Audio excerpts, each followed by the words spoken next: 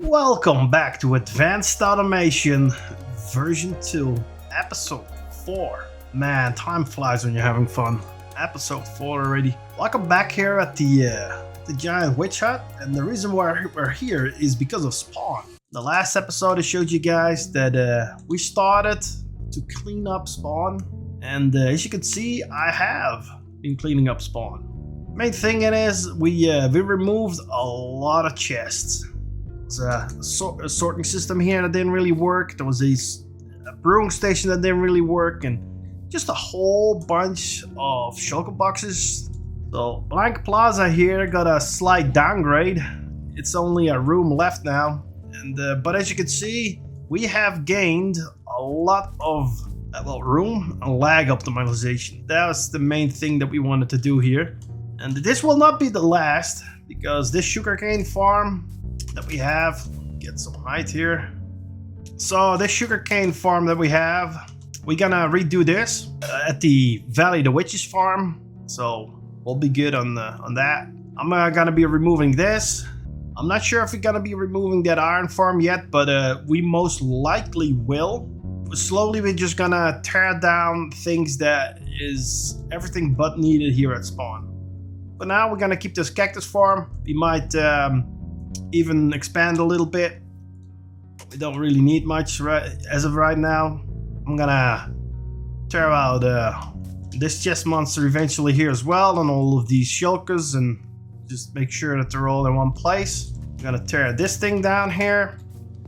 I'm gonna replace it and put it somewhere else, but yep, gotta tear all of this down. Tearing this down too. Well, we're gonna just tear it down, and we're gonna make it flat. Mine out all the trees and make it like this area, and then maybe we'll put some trees back depending on what our needs are. But that is what we're doing with spawn. We're cleaning it up, and yeah, big update. This versus a couple of weeks ago, there's a big difference, especially in lag. Everybody notices it when you go to spawn now. What this is, you have almost no lag, just what we were after. And then people have been really enjoying the storage area that we made over here. It's being utilized a lot. As you can see, people are using it, which is what we want. And it's great because old guys also been stealing items out of here and putting them back. And it's, yeah, the system works. That's what we want. All right, now let's go and take a look at a failed farm, which is something that you don't really want to show off, but I'm gonna do it anyway. It is a ice farm. And having said that, there is a surprise coming up in next week's episode. Alright, and here we are at our ice farm. This project has been rebuilt several times. It had been designed firstly in the creative mode in on our CMP. It's not been working very well, unfortunately. But what this does, it will create a giant ice cube. I'll try and explain on how this thing worked. Alright, so this thing works using flying machines. Right now it's using hex flyers, and what we have around here is perimeter of slabs that are waterlogged. So every single time you push a full layer downwards, which is what this farm does, it will create a new ocean or a new lake automatically, and then it will need to start filling it in. The reason why it failed is because of the armor stands that you see below. The upside of having these armor stands on these flying machines is they will push across and they will create frosted ice.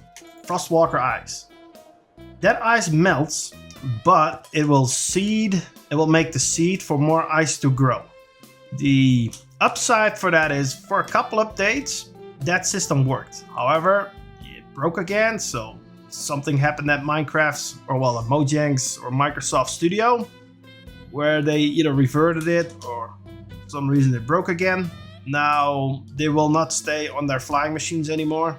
Another thing that happened a lot at this farm is because these flying machines They're not the same shape as they used to be because I tried to fix it. They were not tileable, so they were timing based. They had to be sent all at once and go across.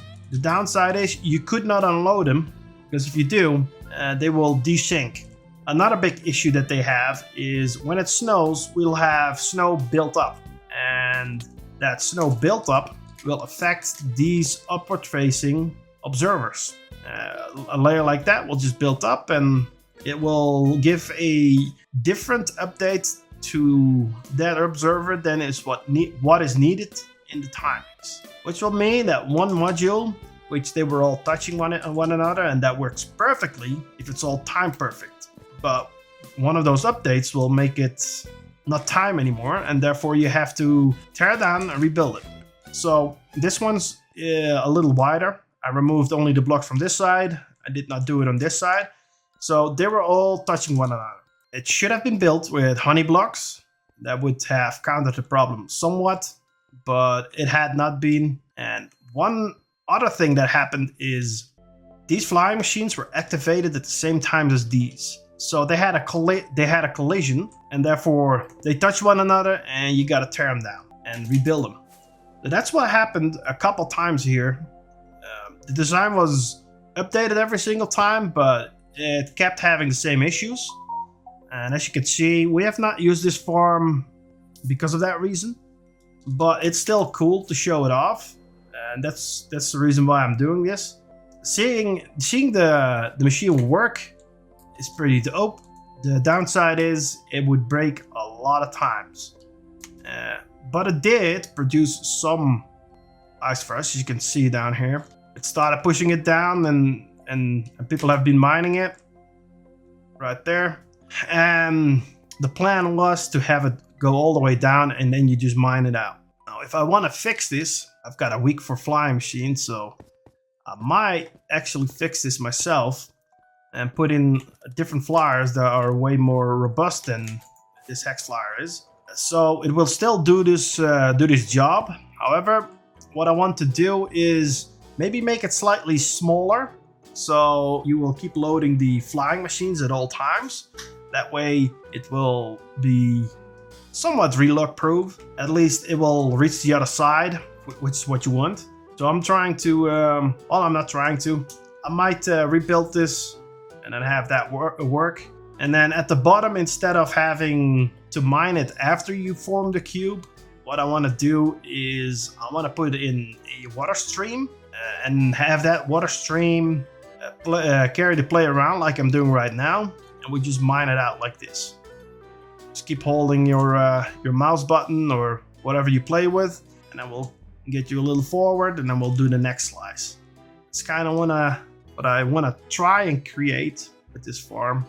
Maybe I want to do it looking upwards. I have no clue yet. Maybe I don't do it at all, because in the next episode we have something special.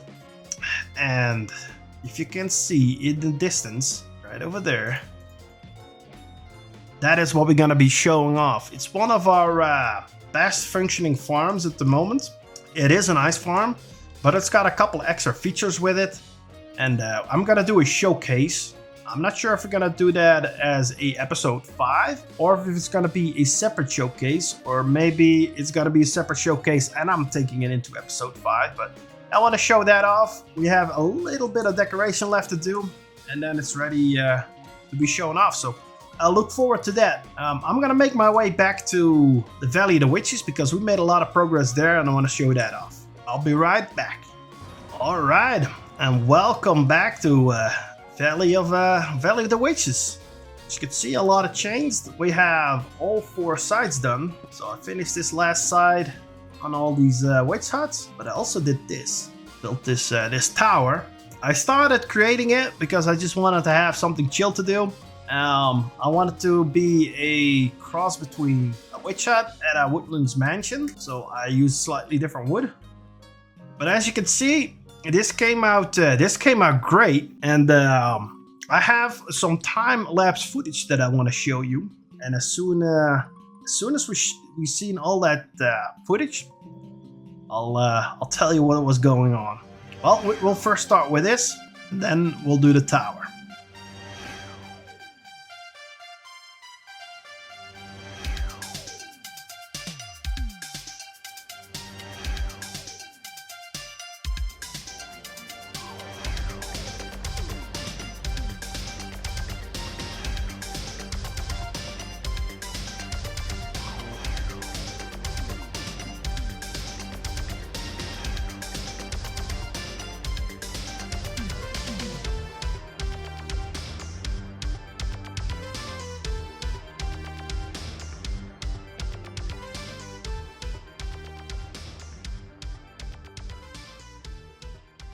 All right, and well, that tower was built not just by myself. Those last couple of layers, I had some help from a lot of people.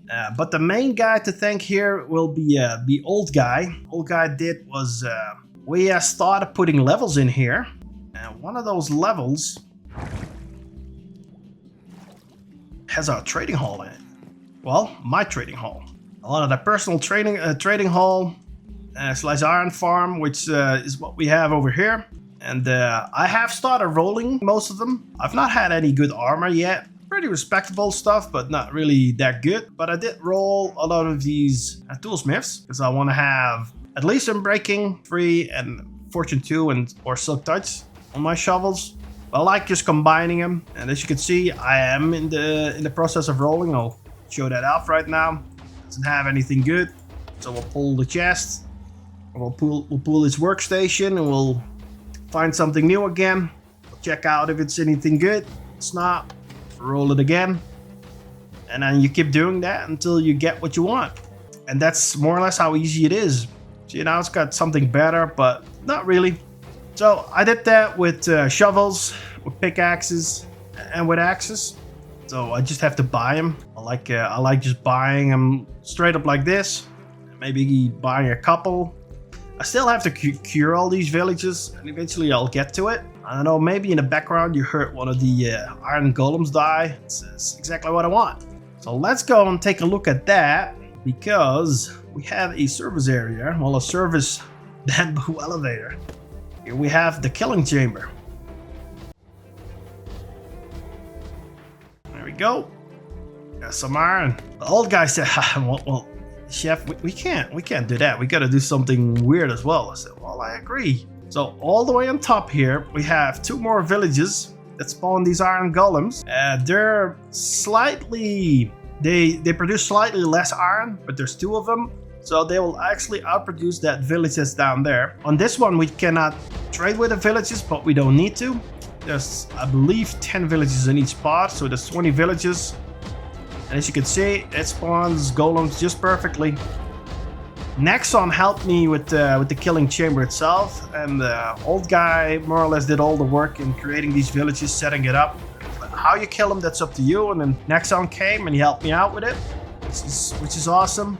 And then the roof was kind of a special project as well, but I gotta go outside for that first. And I had some help from Fisk Cannon.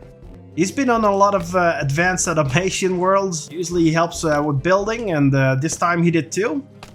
And he made us the awesome, well, roof slant. I didn't exactly know what I wanted, and I said I just don't want to have a straight up roof. Well, a square roof. So he did this, made it nice and stepped. Fire truck also helped out with that. So yeah, Valley of the Witch has been going great, as you can see. And I wanted to show that off, especially in episode 4 here. Underground, we have not done anything yet. What I showed off in episode 3, the last episode. So we have not done anything with this yet, but one thing at a time. And we did a lot of work. I will have to redo this whole storage area. Currently it works, but unfortunately it's not up to the task that the amount of resources that we are putting through here. So I gotta redo that slightly, make sure that our item filters are getting better. So yeah, trading hall has been completed, and I will keep rolling these villages until I have all that I want from them. With the swords, I usually don't bother because I have rolled them thousands of times on, well, not thousands, but a lot of times on Skyblock, and I could not get any decent swords out of it. So I'm just happy with Unbreaking 3, and maybe I'll do it a little better. I'll try and get looting 3 on them. I don't think it's possible, so this might be the best that you can get, and then you just combine 2 in order to get the looting 3. Then you just add the books. I might extend these out just so we can make a nice sword as well. And the nice thing about this is we can get some iron right here. We walk up to one of these guys like, yo, you got some emeralds for me? And they do. So let's get some. Here we go. And now we can buy this sword. That's how this will be free. Well, not free, but you just have to stand here, wait until you get the iron, and then You can just trade them the iron for emeralds, and then you can spend those emeralds however which way you like. In the future, that will probably not be in the next episode. I'll try and cure them. And then after that, it will be all one emerald. One iron for an emerald. You just trade as many as you can in this trading hall. All right, now let's go back to spawn and explain a little bit more what we're gonna do over there. So welcome back at spawn. And yeah, for the future episode, we're gonna continue and clean this up right here. And we're gonna tear out my the first farm that was built on this realm. And then eventually what we're gonna do is flatten out the whole island. I think I already talked about that a little bit. And then set it up so we can have a nice general building where we have spawn at. What this building is gonna look like, I have no clue yet. When we're gonna do this, I have no clue yet either. But in the next episode, we are gonna tear down more and more of spawn in order to get some order back into spawn. And yeah, that's one of the things. Me and Old Guy have been talking, and we want to start digging a hole somewhere. Just I find digging relaxing, so I'm most likely gonna dig a big hole somewhere.